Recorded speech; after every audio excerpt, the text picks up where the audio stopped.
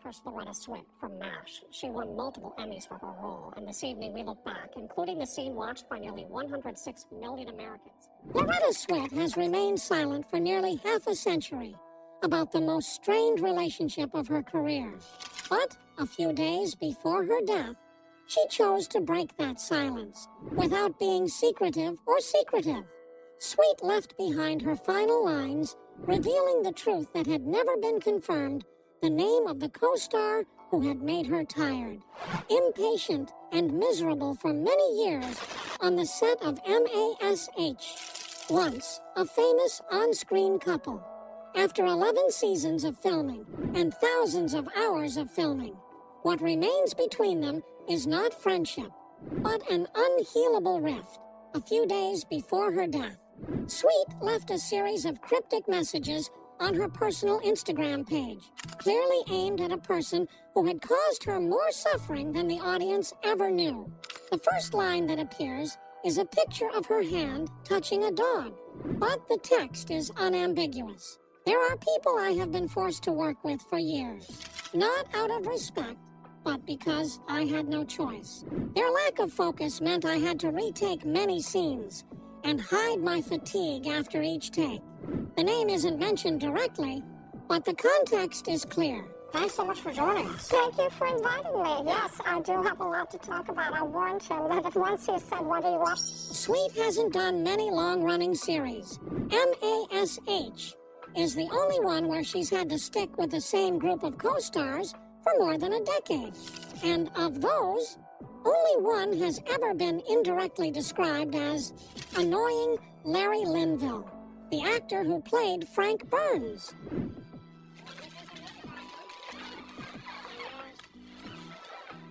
Swit and Linville played a pair of star-crossed lovers on screen.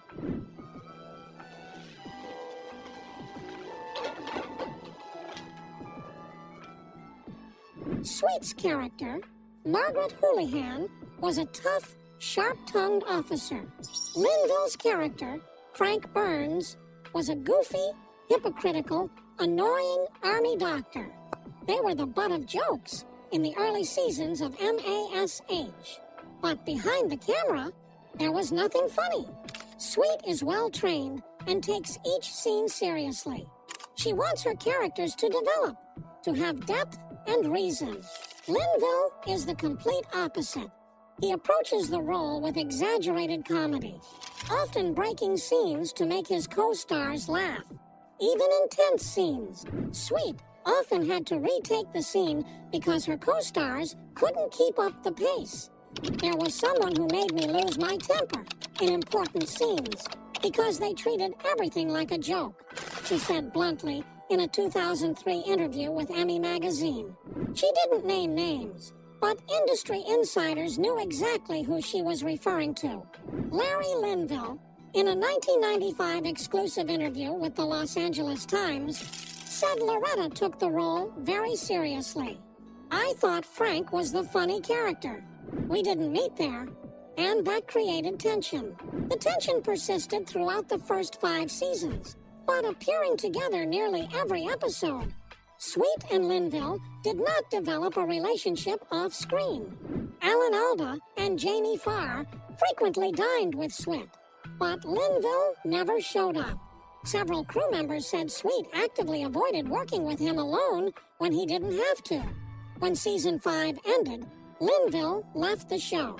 The official reason he felt his character was no longer growing, but the facts on the sidelines also suggest that the decision was partly due to the tension between the two. After Linville left, the character of Margaret Houlihan immediately developed into a deeper, more independent character, no longer bound by a frustrating relationship. From that point on, Swit shined brighter.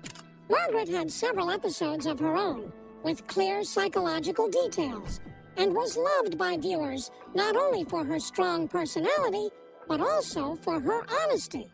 Swit won 2 Emmys, not when she was paired with Linville, but after the role of Frank Burns disappeared from the story.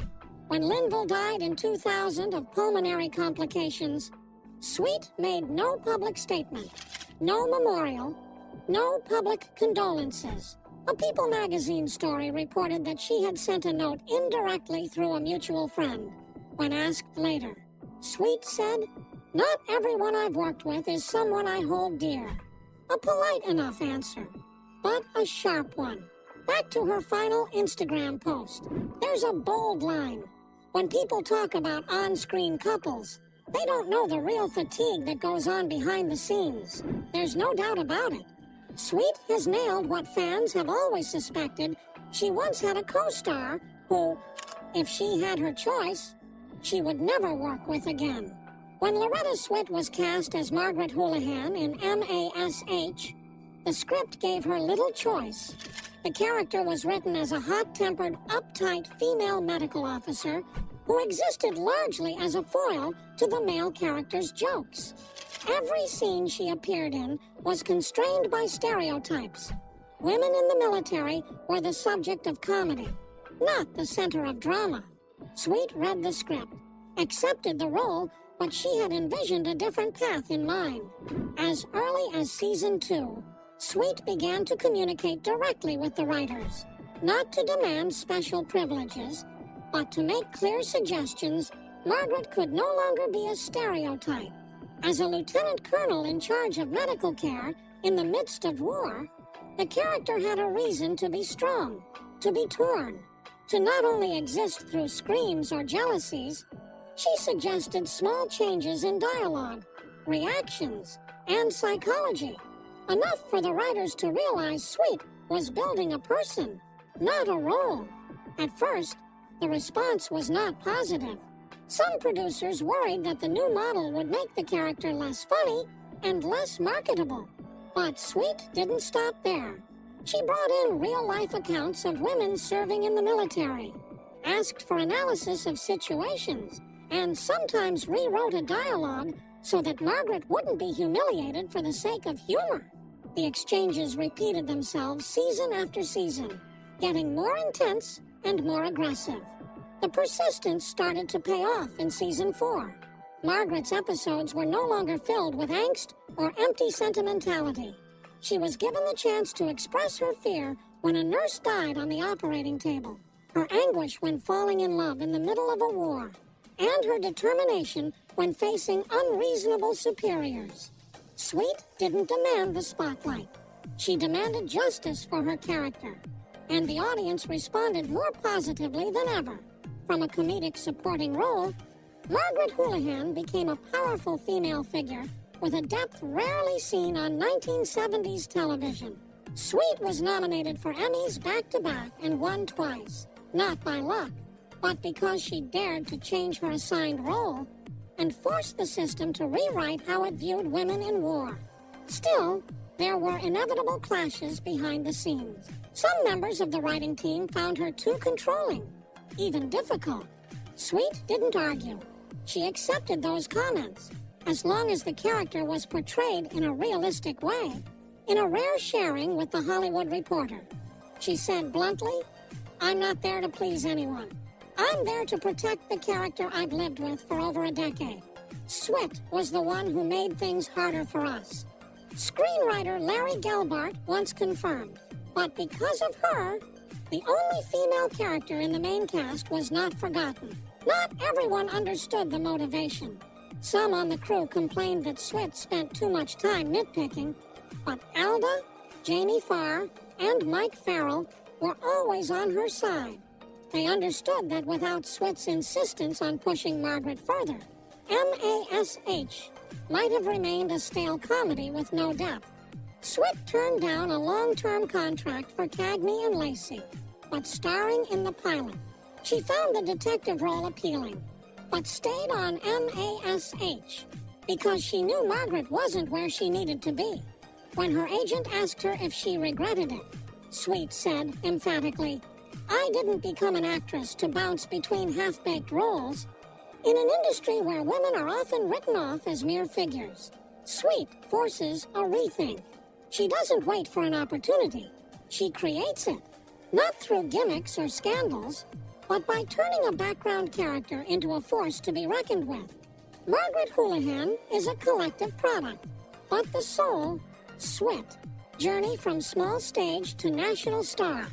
Before she was a TV star, Loretta Swit spent hours backstage at a small theater, waiting for her turn to say her lines. There were no cameras, no bright lights, no crew, just a young actress, standing in the middle of an empty auditorium, waiting for her chance. Swit was born in Passaic, New Jersey, into a working-class family of Polish descent.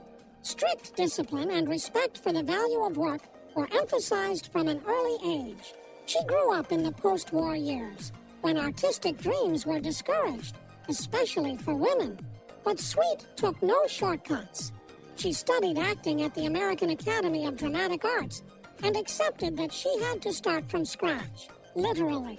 For the first several years, her career consisted of small roles on off-Broadway, local television, and a few uncredited guest spots on sketch comedy shows. The few people who worked with her then still remember her thin figure, quick walk, and crumpled script in hand.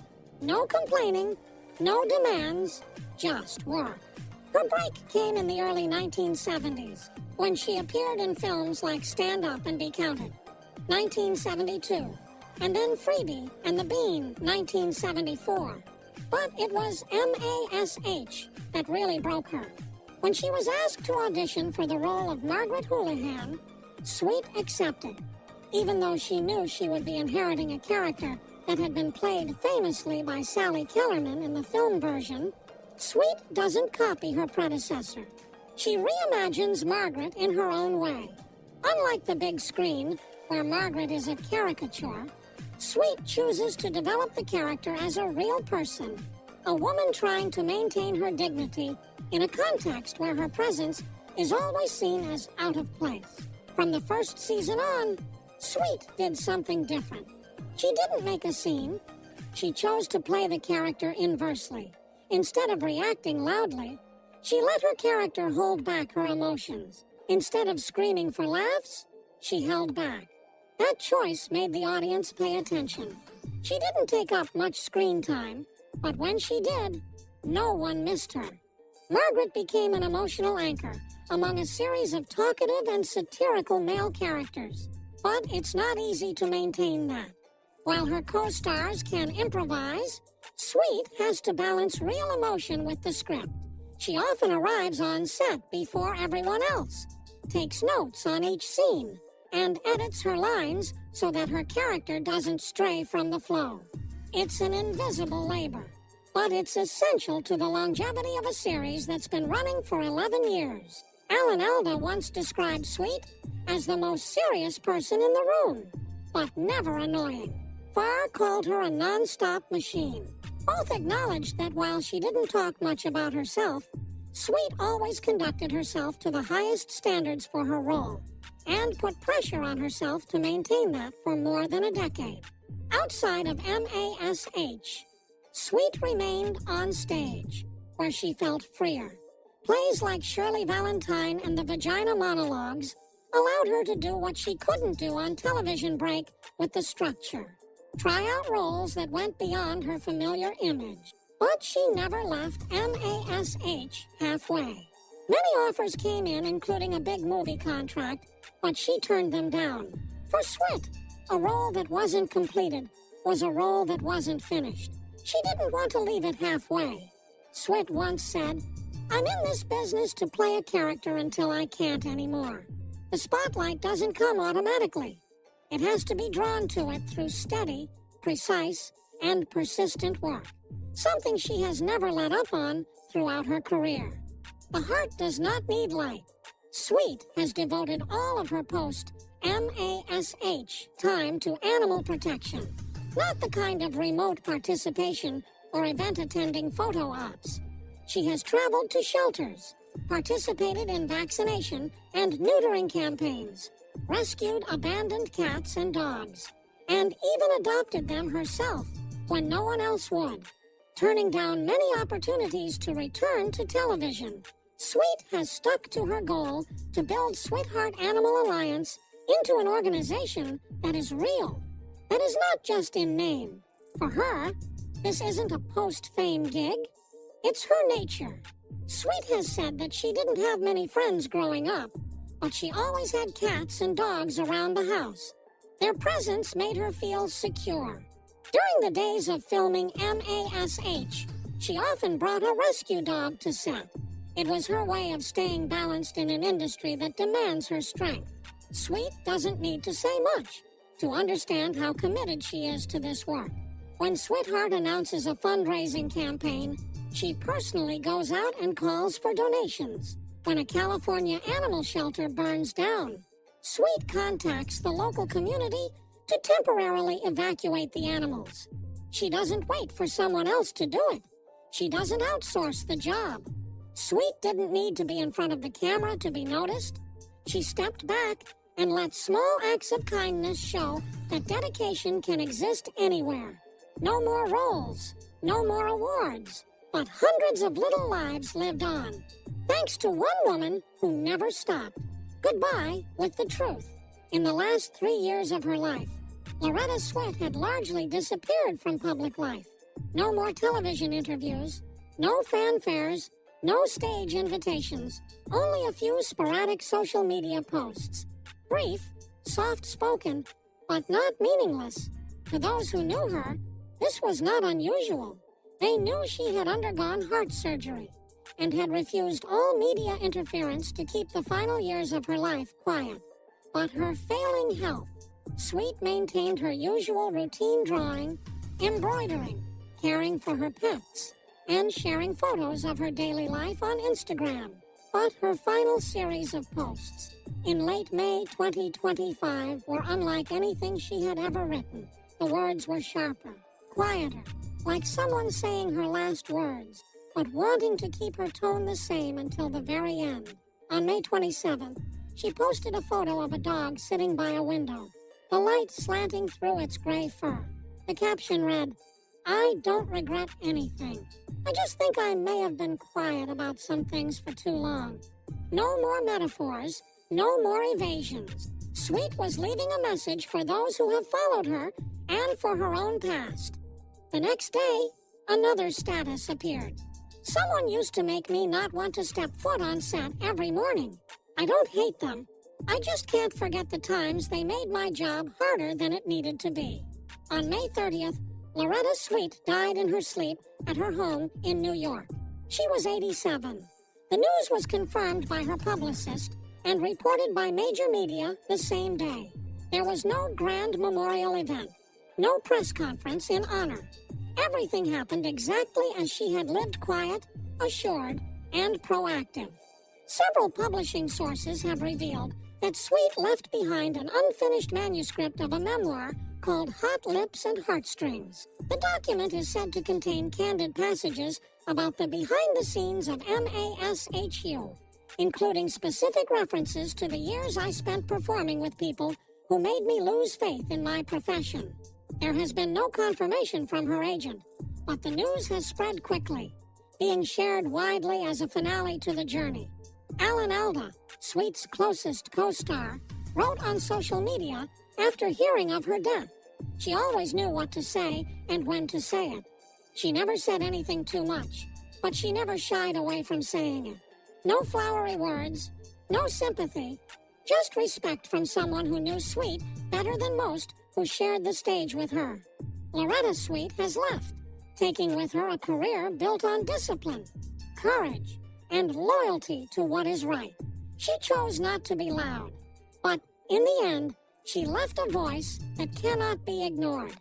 Her story is not meant to be told just once, but to be a lasting reminder of a woman who dared to live her truth, work her truth, and speak her mind at the right time. If what you've just seen has given you something to think about, please share this video with anyone who loves MASH or appreciates candor in the profession. Subscribe to never miss another insightful behind-the-scenes story. And leave a comment if you have something to say.